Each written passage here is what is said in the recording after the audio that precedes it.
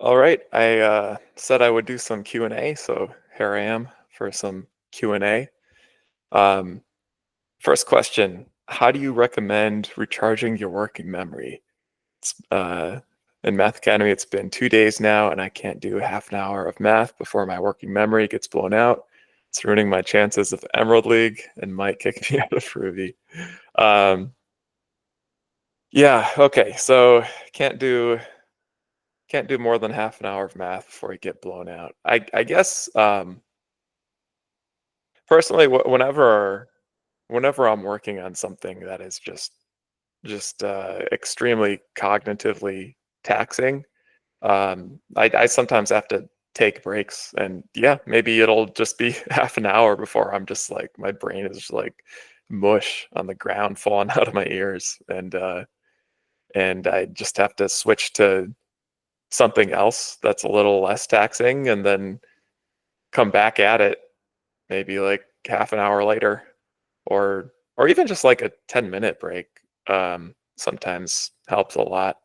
I mean, yeah, sometimes you just you can't keep up like a it's like you're sprinting mentally, right? And like you're going through these sprints, and you can only sprint for so long before your legs just give out, or in this case your brain, but then you just do a little rest, and then you get back to it. And I think you can kind of or at least if this is happening to you, and it's kind of your first time experiencing this, I think you can kind of build up some more stamina by just continually doing these kind of very intense, go as far as you can, make as much progress as you can, take a little break, come back after, do a little more, and then just try to keep them up that pace up each day. Um, Now, I'm not saying to like push yourself to the point that you're just miserable and I'm not saying like I'm not saying go for like 6 half-hour sessions in a single day. That's a little excessive, um, but if you want to do like an hour of math a day, then maybe just split that up into a morning session, an evening session, or like a morning session, then a like have some coffee and do something else, and work on something else less taxing, and then come back for another half hour or even a 15-minute after that. I guess just breaking it up, and working on less taxing things in between. Um, yeah, I do that all the time with when I'm working on stuff too. I'll work on something particularly mentally taxing.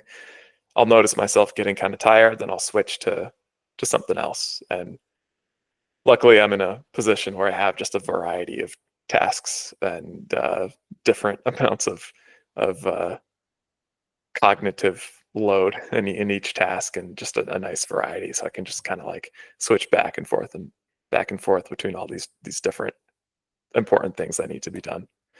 But yeah, I guess my final answer would be just like taking a break once you get to that point where you're not being productive anymore because your working memory is just blown. Take a break, come back later after the break, and yeah, maybe you can build up a little bit more stamina. Um, but everyone hits a point where like you can't spend like 6 hours of the day doing something as taxing as like math at the edge of your ability.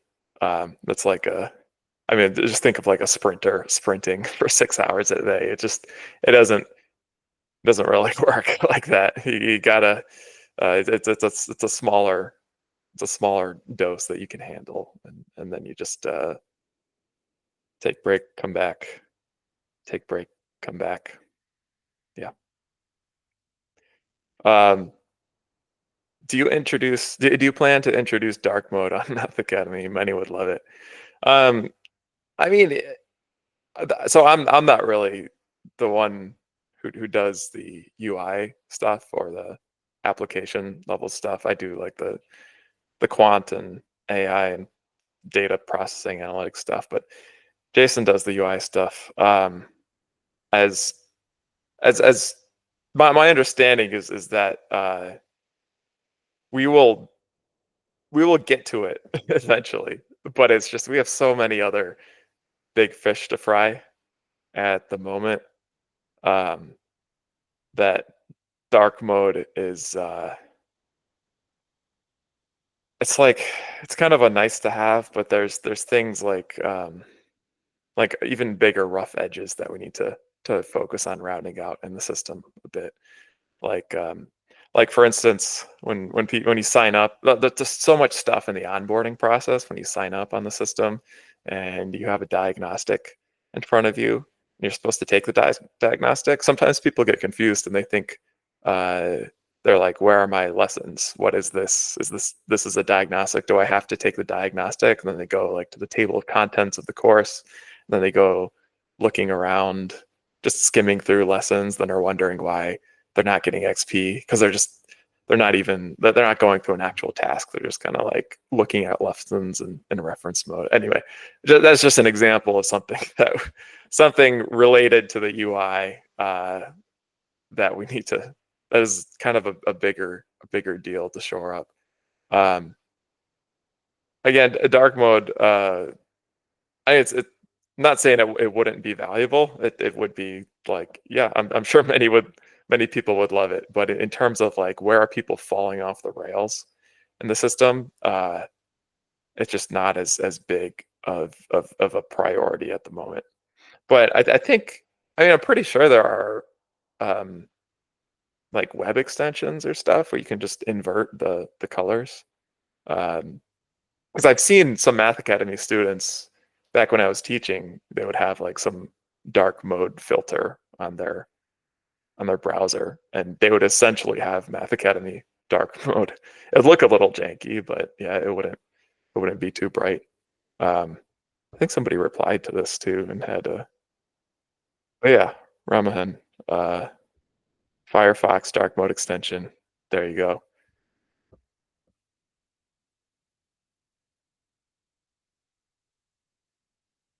Any ETA on when this machine learning course at Math Academy will be available? Yeah, okay, so there's a date that we're shooting for. Now don't, this is not this is not a promise, okay? This is just a target that we've kind of set internally. So uh don't get mad at me or Alex or anyone if it ends up taking a little bit longer. But what we're shooting for with the machine learning courses is end of February. So that's the date that you know. So this came from when we first were talking about the machine learning course. Jason was saying like, "Oh, we got to get this course out like really like fast. We have to put serious manpower behind it. We have to prioritize this course because people are so excited about it, and we need to just really pick up the pace on content development." And end of February seemed like an impossible task initially, but Alex has some additional people on the content development team now, and I also jumped on the machine learning course, not just sketching out the course table of contents, but actually like working on the mapping out individual lessons and multi-step tasks and everything. So we're actually making pretty good progress on it. So I think at least based on the progress that we've made so far, still shooting for the spring. End of February would be great. Seems like it may be achievable. So that's what we're going for. But yeah, I mean that I think worst case scenario probably just sometime in the spring. Will it be end of February? That'd be great. Hopefully, but it's not like this course is going to take like a year to develop or something. No, this is going to be like in several months, basically, is a rough answer. Um, okay, next question. Curious on how long you can stay in a single demanding task. So that kind of depends on how demanding the task is. I think it's like a sliding scale. Um, when I am doing something that is extremely taxing, and then maybe that's only like half an hour or so. Um, if it's like if it feels like like a working memory training almost. I there was one time. This doesn't happen that often when coding, but sometimes you know there's some crazy complicated bug or some problem that you're trying to solve, and it just gets a lot more complicated than you thought it was going to be initially, and maybe you haven't built up exactly the right abstractions to deal with the problem, and you're just trying to just try to see if you can solve the problem quickly and move on to all the other things you need to do. And so you end up kind of creating a situation for yourself where it's more demanding than it needs to be. Um, yeah, I've been in that situation sometimes, and yeah, I don't know, but maybe like half an hour for the extremely demanding situations. But I mean, in that sort of case, I generally notice that that it's just too demanding, that I haven't built up the right constructs to be thinking about what I'm trying to do, and it usually requires like restructuring some form of data or some functions or whatever, just cleaning up the code a bit so that it's less demanding. Um, so yeah, I guess my response would just be that I don't, at least personally, I'm never really faced with a situation where where it's like I can only do like half an hour of a task, and that's it. It's like I try for maybe I'll try to solve a task initially, and then I might notice it's just too demanding, and then I'll build up some better constructs to solve it if it's a coding task, and then it'll become less demanding on the brain. It'll take a little bit longer to build those constructs, um, but that's kind of how it goes in coding, right? Um, I guess there's other types of non-coding tasks where you can't really build up your constructs as well to reduce the demands of the task. Maybe. I don't know, actually. I can't really come up. I'm struggling to come up with an example um, where I would just be like kind of cornered into a demanding task that I can't. Oh, actually, okay. I got one. So setting encompassing weights for topics in the system. Uh, so anytime a new topic comes out, I have to set weights that are they kind of represent um, when a student does this new topic, how much implicit credit should they be getting for other like prerequisite topics. So um, sometimes it's kind of obvious, like an ax plus b equals c equation, um, like a two-step linear equation. Well, that completely encompasses a one-step linear equation.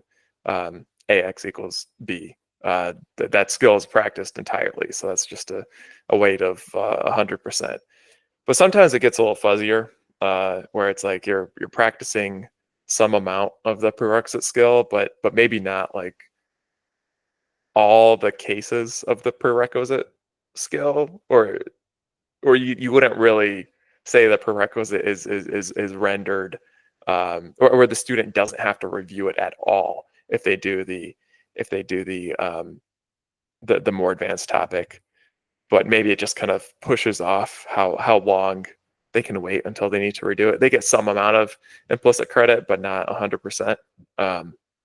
Anyway, I have to make a decision on like all these percentages. Sometimes it's 100%, sometimes it's 0%, sometimes it's 50%, sometimes it's 25%, sometimes 10%.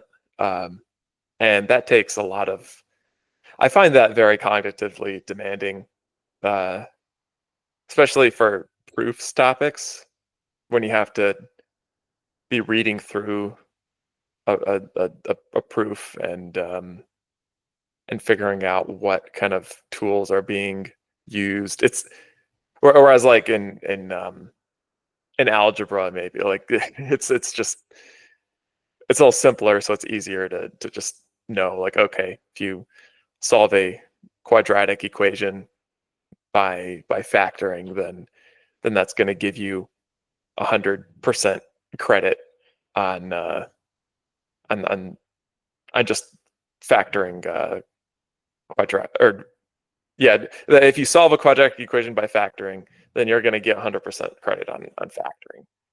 Um,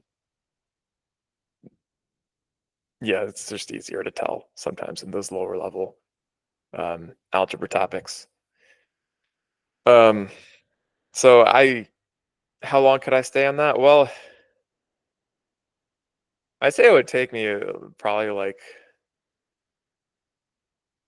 I'd go in spurts of an hour or two, maybe like 1 hour, maybe like one hour of that, and take a little break, work on some other stuff, come back for another hour.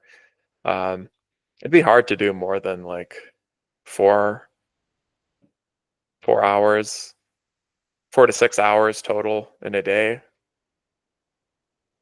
I guess it's kind of that seems like the range for serious deliberate practice. If you think about like an athlete or a musician or somebody who's having to practice kind of at the peak of, or like practice things not for enjoyment, but for like every single thing that they're doing, it has to be like very well thought out and trying to improve on their ability.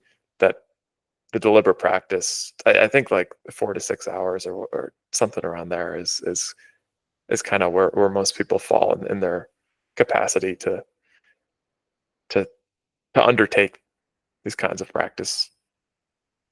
So yeah, I guess that's what I would say. I would say probably short answer, probably like 1 hour for 1 hour at a time for a single demanding task, and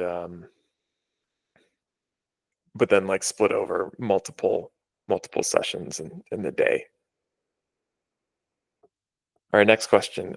I've been using Math Academy for linear algebra as a supplement for my class. It's nice being able to go back and practice specific topics. Although I wonder if there is any approach to reducing computational errors. Um, yeah, so just some things off the top of my head. You can often double check uh, a math problem. If you solve it, you get a solution. You can just do some sanity checks on the solution to make sure it makes sense as a solution. Like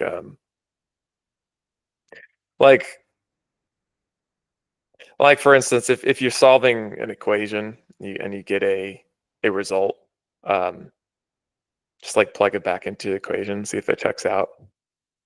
And you can often extend that into higher levels of math as well, beyond just like simple algebra. But like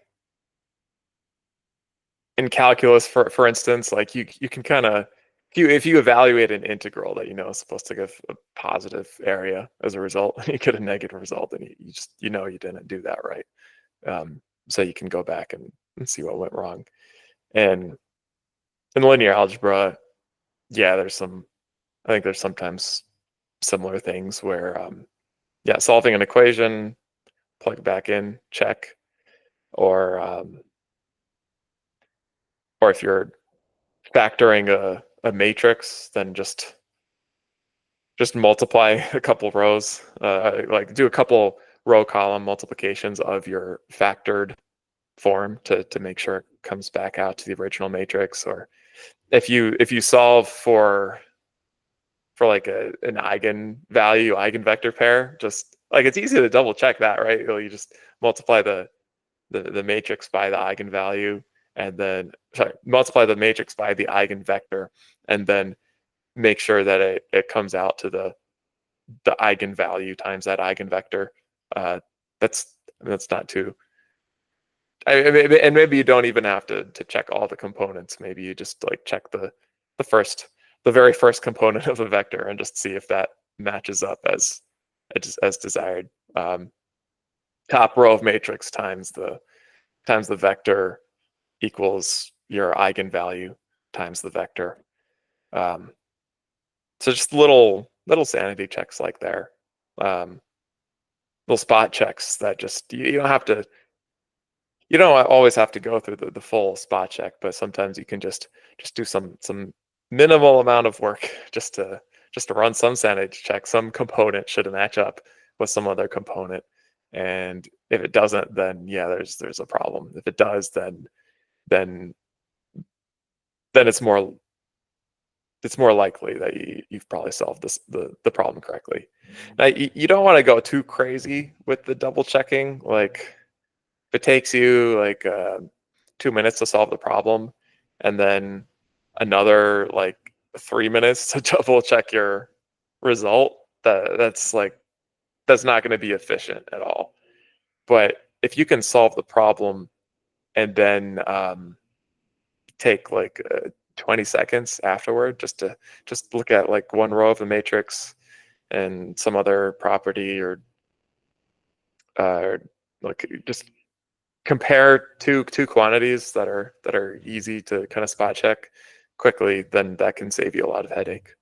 Um, Another thing is if you're kind of tired in the day, that'll definitely inflate your computational errors. I'm a little tired right now, and I'm calling eigenvalues, eigenvectors. I'm kind of a little spaced out, but um, the same thing happens with math. It's easy to, when you're tired, you just kind of mix up some symbols. Sometimes you kind of space out and skip a problem that you were supposed to do. Or, sorry, skip a step in the problem. Uh, there we go. Case in point. Okay, next question. Does your brain physically hurt like mine does after a day of doing hard things? Actually, I don't really get headaches very much. It's but what I do get is I get like symptoms like almost like I have a cold, but not a real cold, but like I'll get like watery eyes and runny nose, and it's like it's not like I'll be like actually sick or anything. It's just I'll look sick and I'll feel kind of like run down, and a lot of like, yeah, just watery eyes, runny nose, that sort of like severe allergy symptoms almost. It's kind of weird. Um, but I don't know. Would I prefer that or headaches? I don't know. I mean, the thing is like when I get like the cold like symptoms after just pushing myself a little bit too far, or not getting enough sleep, I can still kind of power through it. I don't know if you can do that with a headache, or if it's like more of an impediment to doing work. I guess in my experience, the few times that I have gotten headaches, it's been more of an impediment. Um, so anyway, yeah, I. So short answer, no, no, my brain doesn't like actually hurt like that, but I totally get run down body wise. All right. Coding tutorial. Oh, this was something that I said as part of a post. Coding tutorials typically just say import this function, then run it. Um, how do you think we should improve coding tutorials? What should be done instead? All right. So the broader context around this was it was this post about how I was saying it's hard to find hands-on examples stepping through actual computations in machine learning resources. Um, yeah, so coding tutorials typically say import this function, run it. Math tutorials typically say this is the form of the model. You can fit it using the usual techniques, and then leave it to the reader to figure out the rest. So I don't mean to. I guess I don't mean to say that the coding tutorials necessarily had a problem with them and what they're trying to accomplish. A lot of coding and tutorials are just trying to show the syntax for a for how to run something in your code. But what I'm trying to say is that if you do want to learn machine learning and you want to step through some actual computations and see, like, just go through a simple concrete example about how some sort of algorithm or update works under the hood, it's hard to find those resources online. Do those resources have to come from coding tutorials? um, I don't know, probably not. I mean the coding tutorial, it's kind of different, the whole, like, how the algorithm works versus the import this solution from this library and run it. It's kind of like a different goal. One is to try to teach you a certain library. Another one is to actually teach you how some mathematical algorithm or model works. I think ultimately it's more. I'm just trying to say, like, there's just a lack of resources for people who want to learn the underlying knowledge of how various models and algorithms work behind the code. Um, there's like two ends of the spectrum. There's like the pure the math purist, who's like, okay, let's just talk about this, write down the optimization problem and now go prove some abstract results about it. And then there's the the the code implement the code syntax library perspective that's like, okay, if you want to use this sort of machinery in some system, how do you what what what library do you use? How do you pull it off the shelf and use it? But it's hard to find that kind of I guess the third element of this triangle, which is like, well, how what even let's go through a concrete example to help me gain a, a concrete understanding of what is even happening in this tutorial. And I think the reason why this sort of these sort of concrete, simple computational examples are so rare is just because they take a lot of work to put together. Um, like the amount of time that you'd have to spend to write a tutorial or even a math book that goes through like numerous concrete computational examples for particular algorithms or models. It's just it takes so much more time. All right, next question. Hosting a podcast. Oh, I think we're out of the questions. Oh no, there are a couple more. Okay. Uh, podcast. Yeah, I guess we'll see. We'll see what this evolves into. I feel like I'm better on a podcast when there's like another person, an actual, or like a person who is in real time conversing. But I guess we'll see how the solo stuff goes. Solo Q&A, what it evolves into. Um, so I originally tried to do this on Studio, the broadcasts thing, uh, but for whatever reason, I was having trouble actually successfully recording a broadcast. So I'm just going to post this as a video separately, and maybe try broadcast again in the future once things are ironed out a little bit. Um, okay, next question. Any tips for how you would apply hierarchical skill acquisition for other topics outside of math?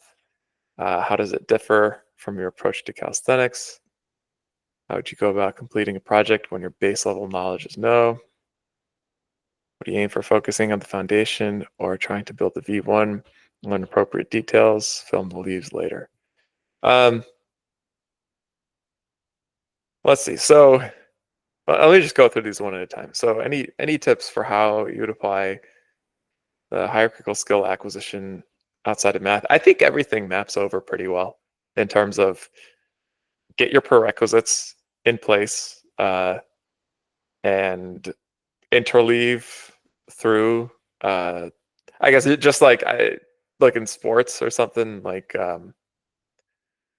You're not going to try to do a double backflip until you can do a single backflip, right? That's like a prerequisite. Do your single backflip, then you can do a double backflip.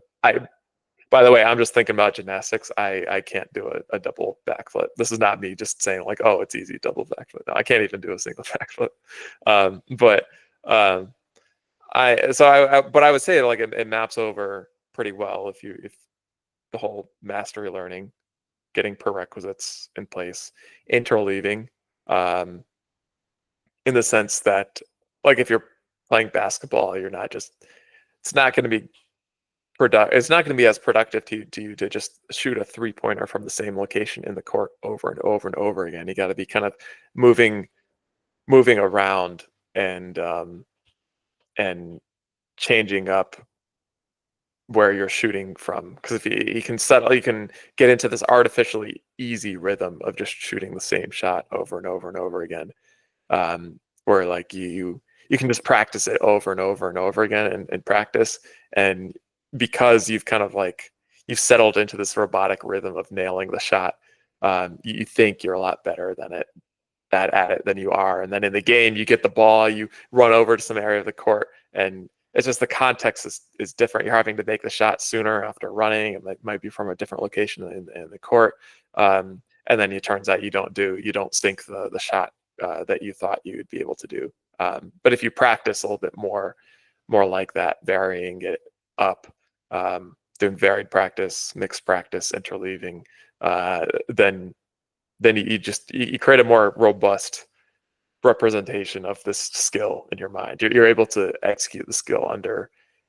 maybe less favorable or less consistent conditions. But of course, you don't at the same time that's not how you start out a skill. When you're first learning how to shoot a basketball, you're not like running over all these places in the court and then shooting the ball. You're focused on like, okay, let's just get the ball through the hoop. Let's just do a layup close to the hoop. Let's shoot a free throw. Like it's after you are able to do something with this kind of like consistent conditions, uh, then that's when you kind of like start interleaving to kind of generalize your ability to do it.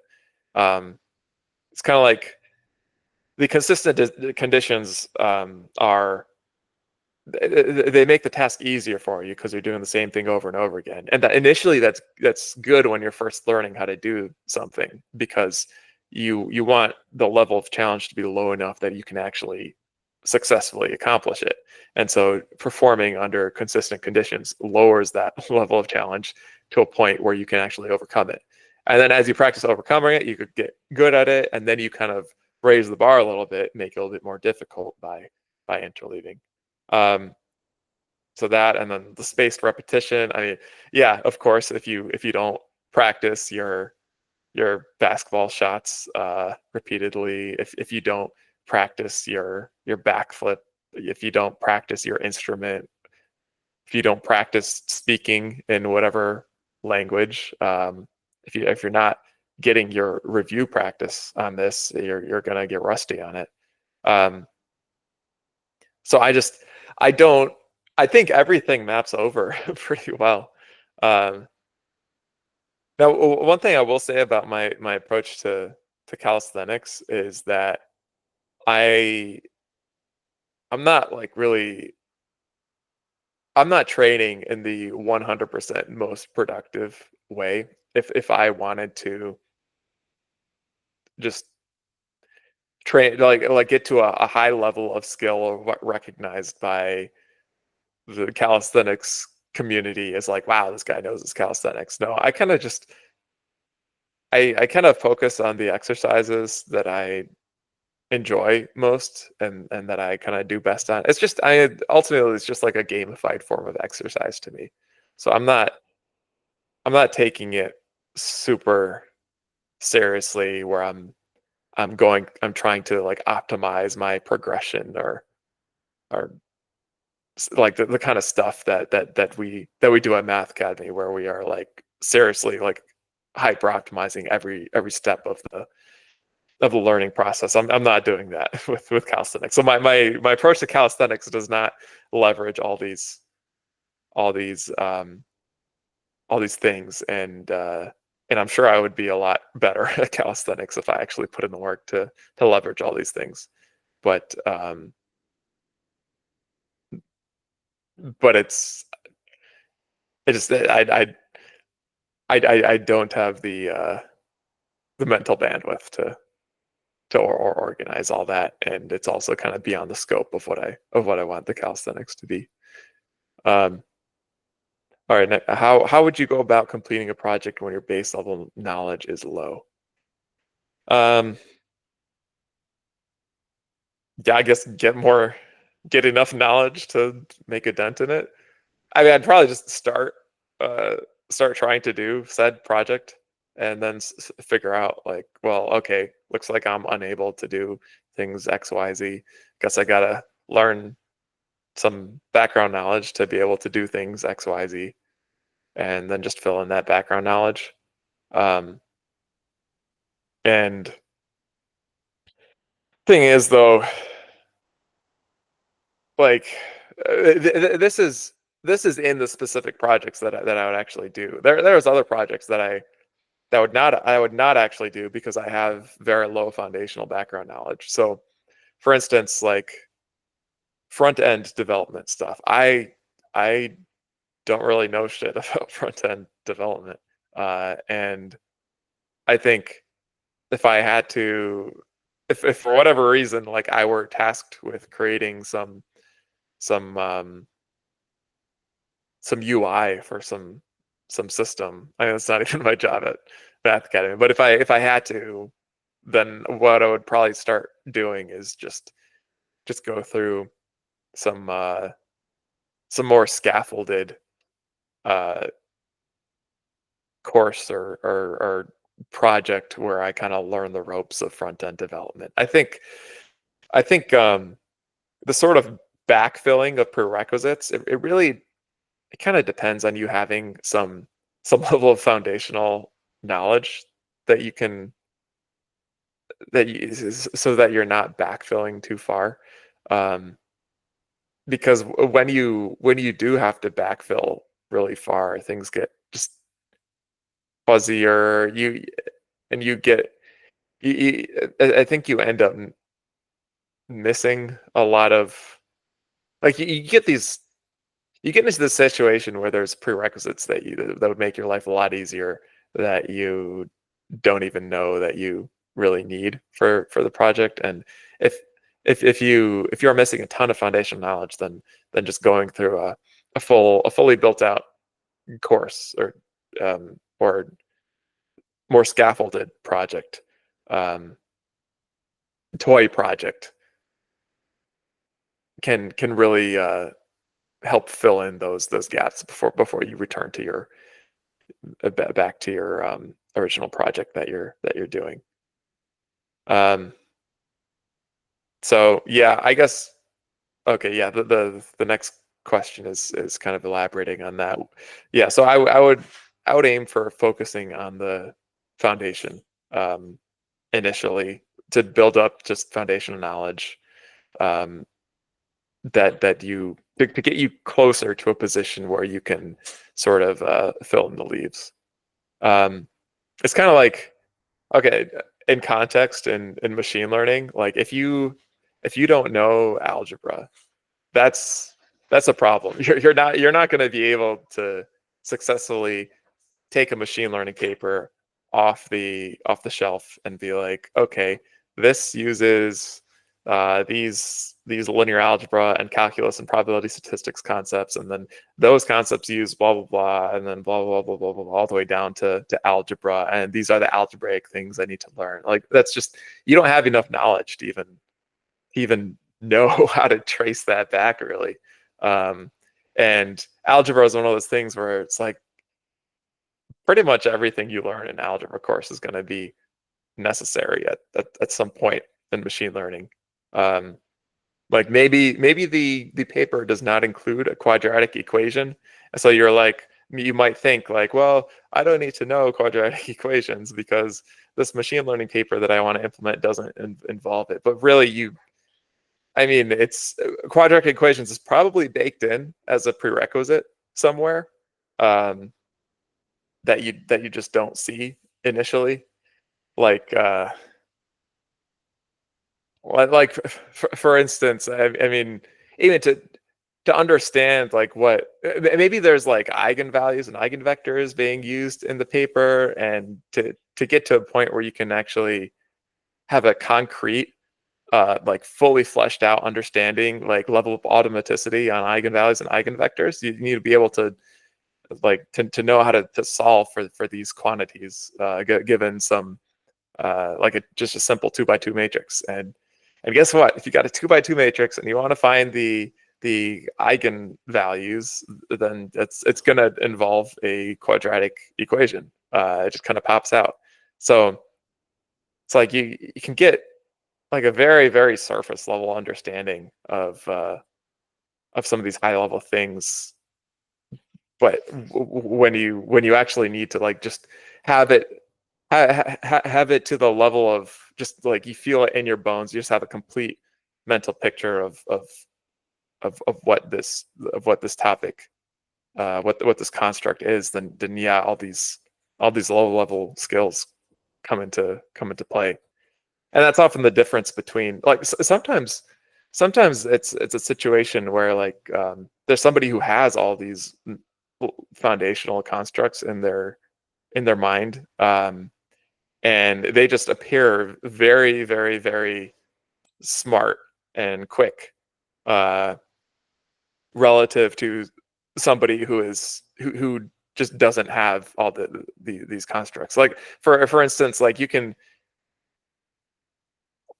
take somebody, you can watch it. Say you don't know any algebra, and then you watch like a video on YouTube on like what are eigenvalues and eigenvectors, and and then after that you go back to your machine learning paper and you're like, well, I know what an eigenvalue and an eigenvector is, and you can kind of explain it conceptually, but you still have no idea how this relates to this paper that you're trying to parse. And they're doing some weird symbolic stuff with the eigenvalues and eigenvectors, versus you take somebody who knows their algebra, can compute eigenvalues and eigenvectors, has this understanding, like they might just look at the paper and be like, oh, well, obviously you just do blah blah blah blah, and that totally makes sense because that's just how the algebra works with these eigenvalues and eigenvectors. And so the person who doesn't know their algebra might chalk it up to like, oh, well, that other person's like a genius, and they can just make these mental leaps. When I think more often than not, it's just they have the actual background knowledge. And so that's the benefit of having a foundation, is you can you just have a more robust sort of knowledge structure. You don't have these knowledge gaps that come in as unexpected potholes.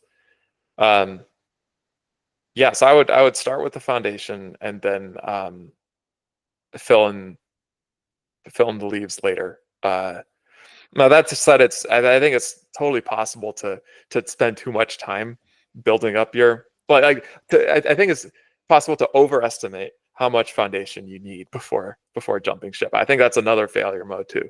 So I'm not saying that like anyone who wants to go into machine learning, I'm not saying that you should like go do a PhD in math first, and that's the barrier to entry. No, I think that would be an overcorrection in the opposite way. I think